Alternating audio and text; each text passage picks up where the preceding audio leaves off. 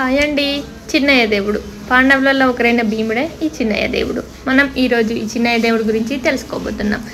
Welcome back to Adyasri Varma YouTube channel. Telangana స్టేట్లో మంచిర్యాల డిస్టిక్లో లఖెట్పేట్ మండలంకి దగ్గరలో ఉన్న ఈ అటవీ ప్రాంతంలోనే ఈ చిన్నయ్య దేవుడు ఉన్నాడు.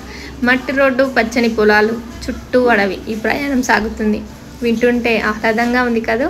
ఇదే ఎంట్రన్స్ అండి. ఇక్కడ ఒక వాగు ఉంటుంది. ఈ వాటర్ ఒక చెట్టు వేల నుండి వస్తాయంట. ఇక్కడికి వచ్చేవారు ముందుగా ఇక్కడ కాళ్ళు కడుక్కొని కొన్ని వాటర్ పైన చల్లుకొని ముందుకు వెళ్ళాలి. అప్పుడే మనలో ఉన్న పాపాలు కొంచెమైనా తొలుగుతాయని పెద్దల నమ్మకం. అలాగే ముందుకు దట్టమైన అడవి మార్గంలో ప్రయాణం ఉంటుంది. రోడ్డు సౌకర్యం కూడా సరిగ్గా ఉండదు. మా చిన్ననాటి కాలంలో అయితే మేము కచరాల పైన వచ్చేవాళ్ళం, కానీ ఇప్పుడు అంత లేదు కదా, అందుకని ట్రాక్టర్లలో వస్తున్నారు అందరూ. ఇదే చిన్నయ్య దేవస్థానానికి ఎంట్రన్స్. ఇక్కడికి ఆదివారం మరియు గురువారం వస్తూ ఉంటారు. ఇక్కడికి వచ్చే వాళ్ళు కోళ్ళని, మేకలని తీసుకొని వచ్చి వాళ్ళ మొక్కులని తీర్చుకుంటారు. ఇప్పుడు మనం చిన్నయ్య దేవునికి వెళ్ళబోతున్నాం. ఇక్కడ అందరూ ట్రాక్టర్స్ అన్నీ ముందుగానే ఇక్కడ పెట్టేసుకొని ఉంటారు. తర్వాత మనకి కావాల్సిన మొక్కులు తీర్చుకోవడానికి తెచ్చిన బియ్యము, వడ్లు అన్నీ అక్కడికి వెళ్ళి ముడుపులు తీర్చుకుంటారన్నమాట. చూసారు కదా ఎంతమంది వచ్చారో. ఇదే చిన్నయ్య దేవస్థానం. ఇక్కడికి ఆదివారం మరియు గురువారం 2 రోజులు స్పెషల్గా వస్తూ ఉంటారు. చూడండి ఎంత బాగుందో, ఎంతమంది వచ్చారో. ఇక్కడ కోళ్ళతోని వాళ్ళ మొక్కలను తీర్చుకుంటూ ఉంటారు. ఇదే చిన్నయ్య దేవుని విగ్రహాలు. పాండవులలో ఒకరైన భీమున్నే మనం చిన్నయ్య దేవునిగా పిలుస్తూ ఉంటాము. ఇది అల్లుబండ. ఇక్కడ అల్లుబండతో కోరిన కోరికలు నెరవేరుతాయి, లేదా అవి తెలిపే బండ అని అంటారు దీన్ని. మనం దీంతో అక్కడికి పూజారులు కూడా ఉంటారు. వాళ్ళు మనకి పూజలు చేపిస్తారు, ఇలా చేస్తారు కూడా.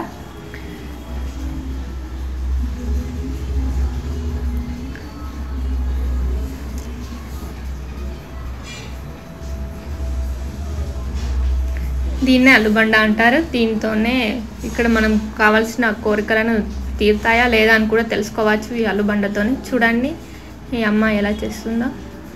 ఇక్కడికి ఒక గుహ కూడా ఉంటుంది. ఇదే పాండవులు నివసించిన స్థలం. ఇక్కడ నుండి పెద్దయ్య దేవుడి వరకు సొరంగ మార్గం కూడా ఉంటుంది. ఇక్కడ నుండి ముందుకు వెళ్తే పాండవుల వ్యవసాయం చేసిన స్థలం చూడవచ్చు మనం. దీంట్లోంచి పూజారులు చిన్నయ్య దేవుడి నుంచి పెద్దయ్య దేవుని వరకు సొరంగ మార్గం నుంచి గుహలోంచి వెళ్తారని అంటుంటారు. చూడండి ఇదే పాండవులు వ్యవసాయం చేసిన స్థలం. భీముని పాదం, కొల్లు కుంటలు, నాగరిసాలు, అడవి పందుల కాళ్ళు అడుగులు. చూడండి ఇది భీముని అడుగు. ఇదంతా నాగడి సాళ్ళు, అడవి పందుల కాళ్ళు అడుగులు కూడా మనం చూడవచ్చు. అంతకుముందు అయితే ఇంకా గుర్రాల అడుగులు అవన్నీ కూడా చూడవచ్చు మనం. ఇవన్నీ కూడా అంతే అండి. కొల్లు కుంటలు, కుంతీదేవి స్నానం చేసిన పంచపాండవులు స్నానం చేసిన కొల్లు కుంటలు అంటారు ఇవి.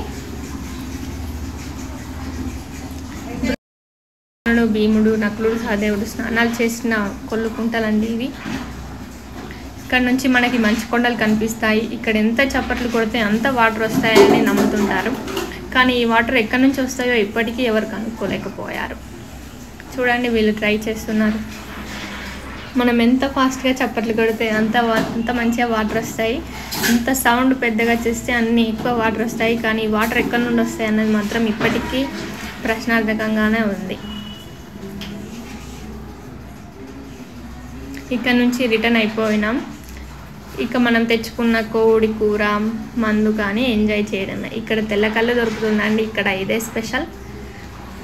నాటుకోడి కూరతో తెల్లకల్లుతో చాలా ఎంజాయ్ చేస్తూ తింటూ ఉంటారు. ఇవన్నీ కూడా బంగారం కోసం తవ్విన గుంతలండి. ఇక్కడ మనం చూసుకున్నట్టయితే ఇక్కడ గుడి భక్తుని దేవస్థానం కనిపిస్తుంది కదా. ఇక్కడికి ఆదివారం మరియు గురువారం 2 రోజులు ప్రత్యేకంగా వస్తారు. మీరు కూడా ఒకసారి విజిట్ చేయండి, చాలా బాగుంటుంది. Thanks for watching Adyasri Varma YouTube channel.